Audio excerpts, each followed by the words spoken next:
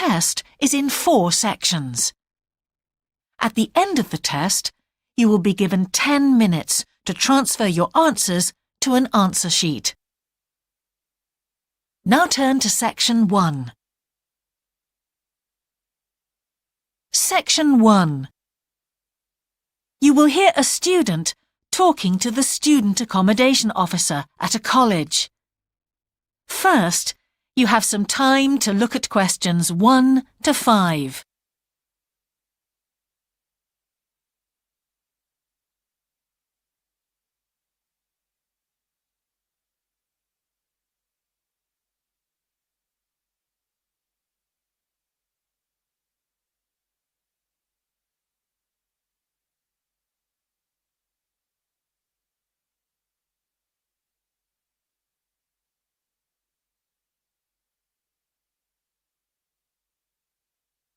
You will see that there is an example that has been done for you. On this occasion only, the conversation relating to this will be played first. Good morning. Can I help you? Yes, I've just been accepted on a course at the university and I'd like to try and arrange accommodation in a hall of residence. Yes, certainly. Please sit down. What I'll do is fill in a form with you to find out a little more about your preferences and so forth. Thank you. The student wishes to arrange accommodation in a hall of residence, so hall has been written in the space. Now we shall begin. You should answer the questions as you listen, because you will not hear the recording a second time. Listen carefully and answer questions 1 to 5. Good morning. Can I help you? Yes, I've just been accepted on a course at the university and I'd like to try and arrange accommodation in a hall of residence. Yes, certainly. Please sit down. What I'll do is fill in a form with you to find out a little more about your preferences and so forth. Thank you. So, first of all, can I take your name? It's Anu Bhatt. Could you spell your name, please? Yes, ANUBHATT. Thanks. And could I ask your date of birth? The 31st of March, 1972. Thank you. And where are you from? India. Oh, right. And what will you be studying? I'm doing a course in nursing. Right, thank you. And how long would you want to stay in hall, do you think? Well, it'll take 3 years, but I'd only like to stay in hall for 2. I'd like to think about living outside for the 3rd year. Fine. And what did you have in mind for catering? Do you want to cook for yourself or have all your meals provided? That's full board. Is there something in between? Yes, you can just have evening meal provided, which is half board. That's what I'd prefer. Yes, a lot of students opt for that. Now, with that in mind, do you have any special diet, anything we should know about?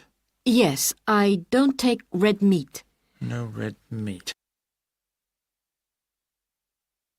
Before you hear the rest of the conversation, you have some time to look at questions 6 to 10.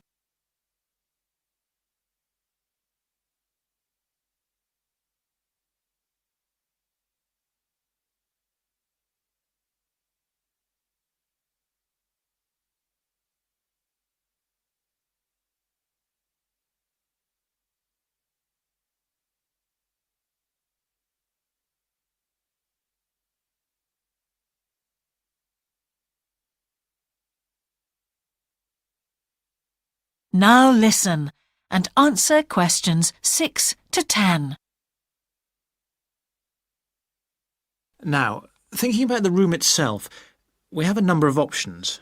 You can have a single study bedroom or you can have a shared one. These are both what we call simple rooms. The other alternative is to opt for a single bedsit, which actually has more space and better facilities. There's about £20 a week difference between them. Well, actually my grant is quite generous and I think the bedsit sounds the best option. Lovely. I'll put you down for that and we'll see what availability is like. Now, can I ask some other personal details which we like to have on record? Yes, of course. I wonder if you could let us know what your interests are. This might help us get a closer match for placing you in a particular hall. Well, I love the theatre. Right. And I enjoy sports, particularly badminton. Ah, that's worth knowing. Now, what we finish with on the form is really a list from you of what your priorities are in choosing a hall, and we'll do our best to take these into account. Well, the first thing is I'd prefer a hall where there are other mature students, if possible. Yes, we do have halls which tend to cater for slightly older students. And I'd prefer to be out of town. That's actually very good for you because we tend to have more vacancies in out-of-town halls. Lucky. Yes. Anything else? Well, I would like somewhere with a shared area, a TV room, for example, or something like that. It's a good way to socialise. It certainly is. That's it. Now, we just need a contact telephone number for you. Oh, sure, I'll just find it. It's 667549. Great. So we'll be in contact with you as soon as possible. That is the end of section 1. You now have half a minute to check your answers.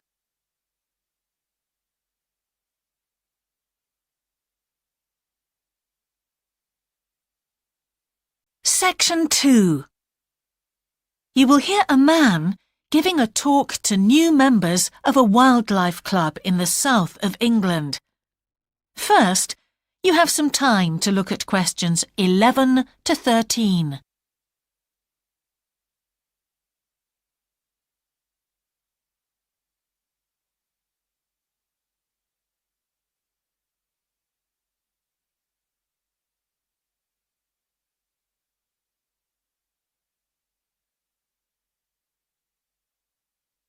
Now listen carefully and answer questions 11 to 13.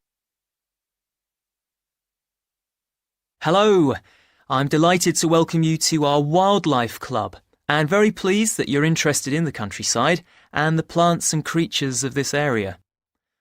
I think you'll be surprised at the variety we have here, even though we're not far from London. I'll start by telling you about some of the parks and open spaces nearby. One very pleasant place is Halland Common. This has been public land for hundreds of years, and what you'll find interesting is that the River Ouse, which flows into the sea 80 kilometres away, has its source in the common. There's an information board about the plants and animals you can see here, and, by the way, the common is accessible 24 hours a day. Then there's Holt Island, which is noted for its great range of trees. In the past, willows were grown here commercially for basket making, and this ancient craft has recently been reintroduced. The island is only open to the public from Friday to Sunday because it's quite small, and if there were people around every day, much of the wildlife would keep away. From there, it's just a short walk across the bridge to Longfield Country Park. Longfield has a modern replica of a farm from over 2,000 years ago.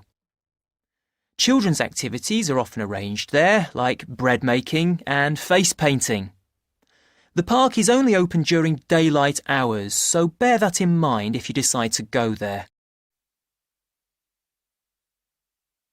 Before you hear the rest of the talk, you have some time to look at questions 14 to 20.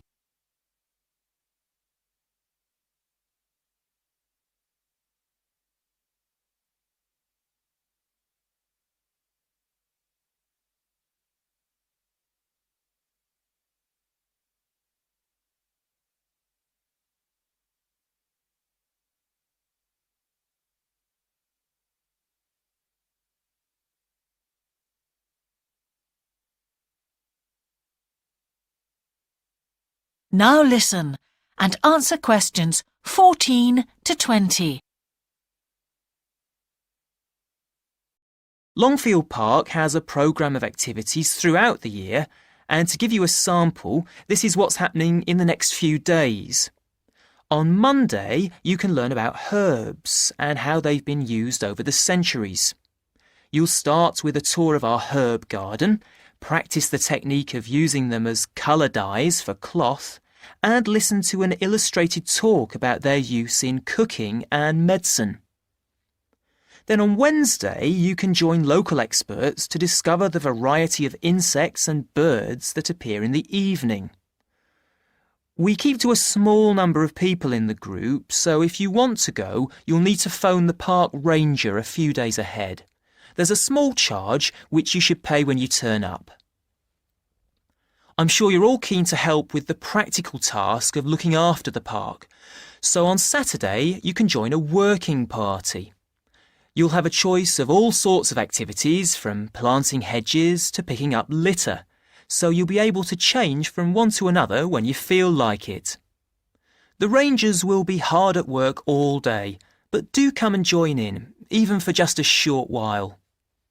One thing, though, is to make sure you're wearing something that you don't mind getting dirty or torn. And finally, I'd like to tell you about our new wildlife area, Hinchingbrook Park, which will be opened to the public next month. This slide doesn't really indicate how big it is, but anyway, you can see the 2 gates into the park and the main paths. As you can see, there's a lake in the northwest of the park with a bird hide to the west of it at the end of a path, so it'll be a nice, quiet place for watching the birds on the lake. Fairly close to where refreshments are available, there's a dog walking area in the southern part of the park, leading off from the path. And if you just want to sit and relax, you can go to the flower garden. That's the circular area on the map, surrounded by paths. And finally, there's a wooded area in the western section of the park, between 2 paths. OK, that's enough from me, so let's get on and have a look. That is the end of section 2. You now have half a minute to check your answers.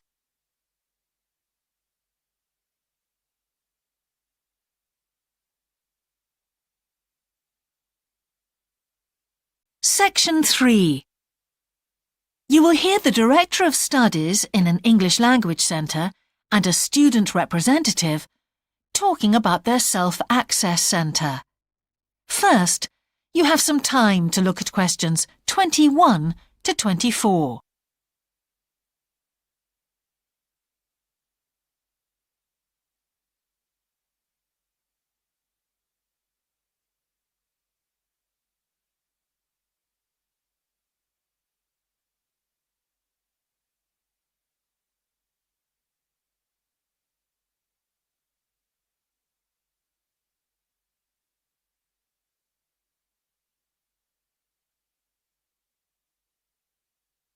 Now listen carefully and answer questions 21 to 24. Hi, Yun. As you know, I've asked you here today to discuss the future of our Self-Access Centre.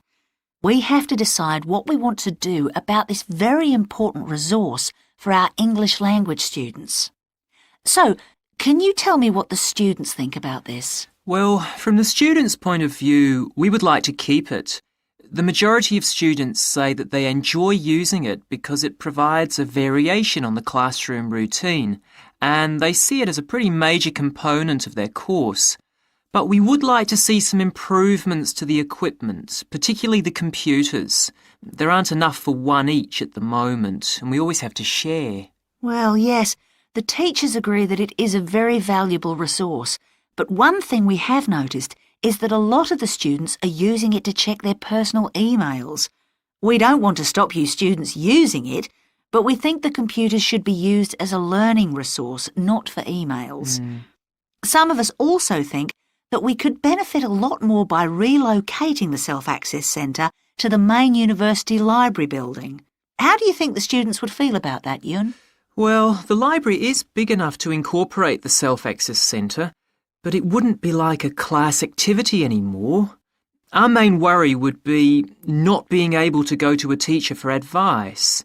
I'm sure there would be plenty of things to do, But we really need teachers to help us choose the best activities. Well, there would still be a teacher present and he or she would guide the activities of the students. We wouldn't just leave them to get on with it. Yes, but I think the students would be much happier keeping the existing setup.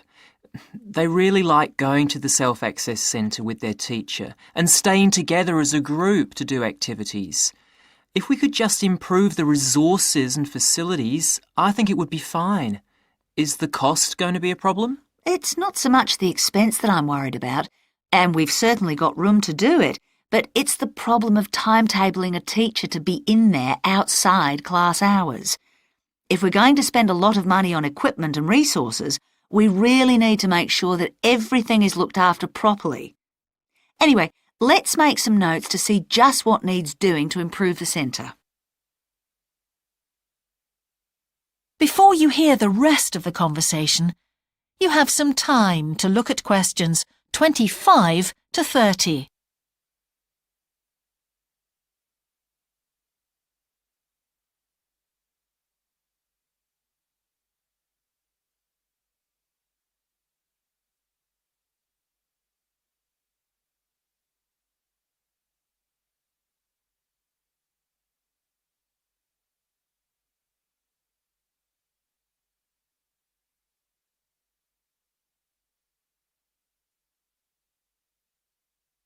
Now listen and answer questions 25 to 30.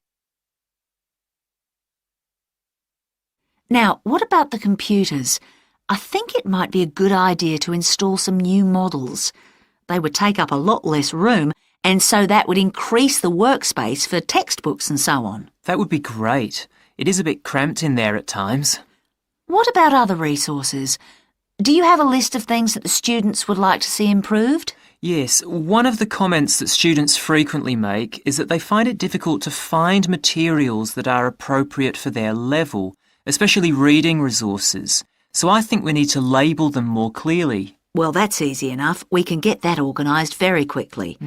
In fact, I think we should review all of the study resources as some of them are looking a bit out of date. Definitely.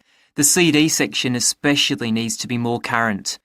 I think we should get some of the ones that go with our latest course books and also make multiple copies. Good. Now, I was also thinking about some different materials that we haven't got in there at all. What do you think of the idea of introducing some workbooks? If we break them up into separate pages and laminate them, they'd be a great resource. The students could study the main course book in class and then do follow-up practice in the self-access centre. That sounds good. OK, now finally we need to think about how the room is used. I'll have to talk to the teachers and make sure we can all reach some agreement on a timetable to supervise the centre after class. But we also need to think about security too, especially if we're going to invest in some new equipment. What about putting in an alarm? Good idea. The other thing I'd like to do is talk to our technicians and see whether we could somehow limit the access to email. I really don't want to see that resource misused. What about if we agree to only use it before and after class? Yes, that would be fine. OK, anyway, that's great for now. We'll discuss it further when we've managed to sort. That is the end of section 3. You now have half a minute to check your answers.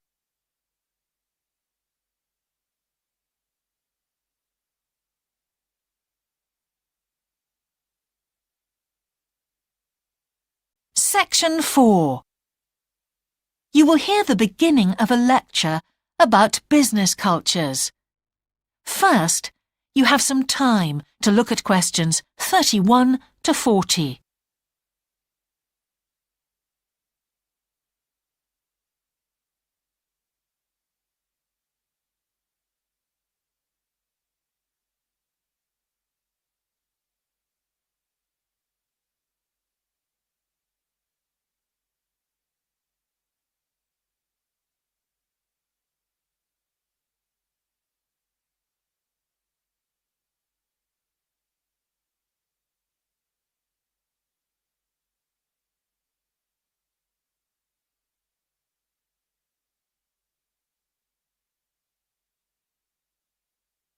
Now listen carefully and answer questions 31 to 40.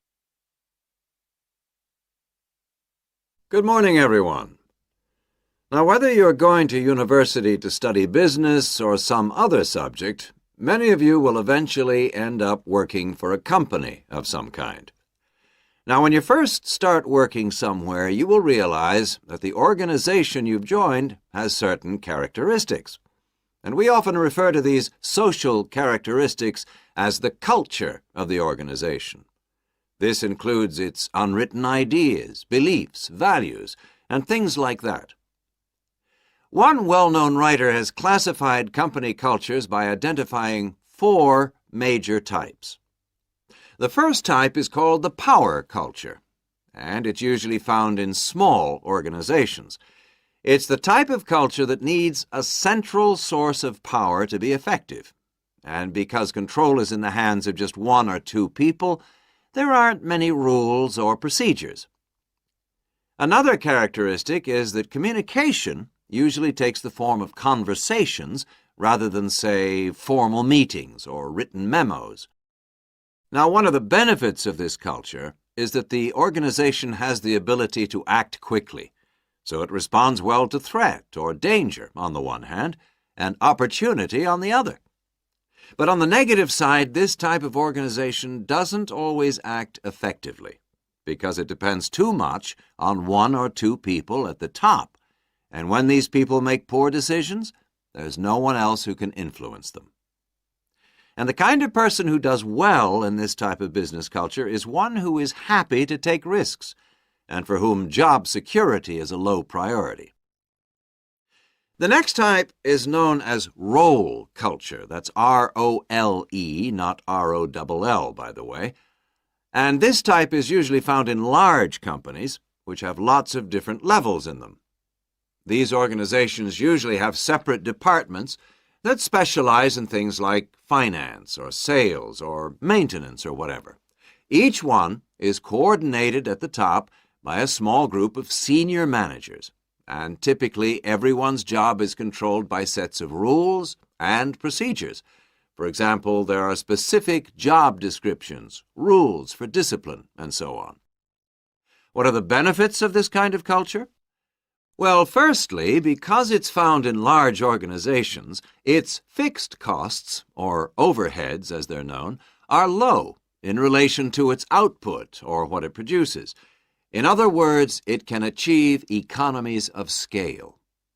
And secondly, it is particularly successful in business markets where technical expertise is important.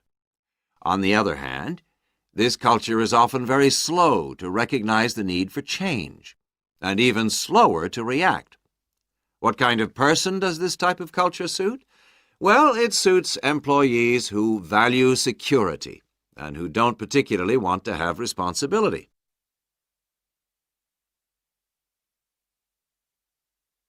Moving on now to task cultures. This type is found in organizations that are project-oriented.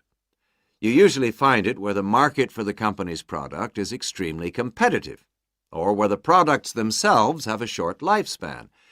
Usually, top management delegates the projects, the people, and other resources, and once these have been allocated, little day-to-day control is exercised from the top, because this would seem like breaking the rules. Now, one of the major benefits of this culture is that it's flexible, but it does have some major disadvantages too. For instance, it can't produce economies of scale or great depth of expertise. People who like working in groups or teams prefer this type of culture. And finally, the fourth category is called the person culture. This type is quite unusual. That is the end of section 4. You now have half a minute to check your answers.